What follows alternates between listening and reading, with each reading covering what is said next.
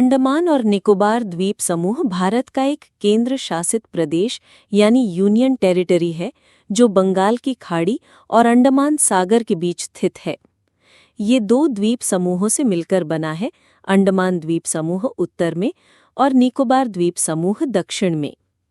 Pin बिंदु, मुख्य तथ्य, विशेषता, विवरण, राजधानी पोर्ट ब्लेयर, स्थान बंगाल की खाड़ी, कुल द्वीपों की संख्या लगभग 572 द्वीप, 36 बसे हुए, केंद्र शासित प्रदेश का दर्जा 1956 में, मुख्य भाषा हिंदी, अंग्रेजी, तमिल, बांग्ला, तेलुगु, मुख्य धर्म हिंदू, ईसाई, मुस्लिम, जनसंख्या 4 लाख 2021 अनुमान, क्षेत्रफल लगभग 8,249 वर्ग किलोमीटर, समय क्षेत्र IST UTC +5:30। भूगोल और स्थिति। अंडमान द्वीप भारत के उत्तर पूर्वी हिस्से में है और निकोबार द्वीप दक्षिण में। ये द्वीप समूह भारत के दक्षिणतम बिंदु इंदिरा पॉइंट को समेटे हुए है। ये द्वीप समूह हिंद महासागर और बंगाल की खाड़ी के बीच स्थित है। यहाँ उष्णकटिबंधीय वर्षा वन और जैव विविधता प्रचुर मात्रा में पाई जाती है। प्राकृतिक संसाधन और पर्यावरण। यहाँ मैंग्रोव वनों, कोरल रीफ्स, समुद्री जीवों की विविधता पाई जाती है।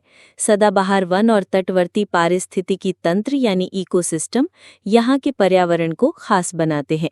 कई स्थान इको टूरिज्म के लिए प्रसिद्ध हैं। आदिवासी जनजातियाँ। जनजाति का नाम, स्थिति, जारवा अंडमान द्वीप जंगलों में रहते हैं। ओंगेस छोटे अंडमान द्वीप में रहते हैं। ग्रेट अंडमानी पहले कई हजार थे, अब बहुत कम।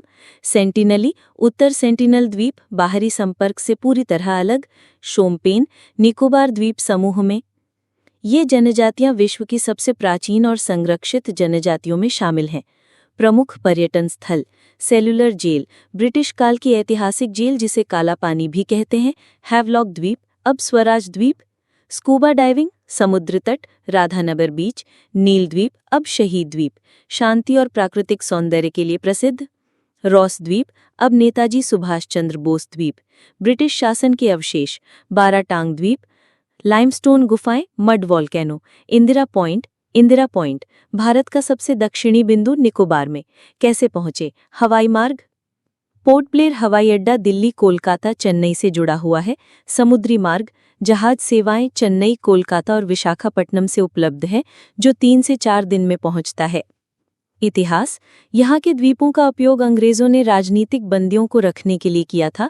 1943 में नेताजी सुभाष चंद्र बोस ने यहाँ भारतीय ध्वज फहराया था और इसे स्वतंत्र भारत का पहला क्षेत्र घोषित किया था।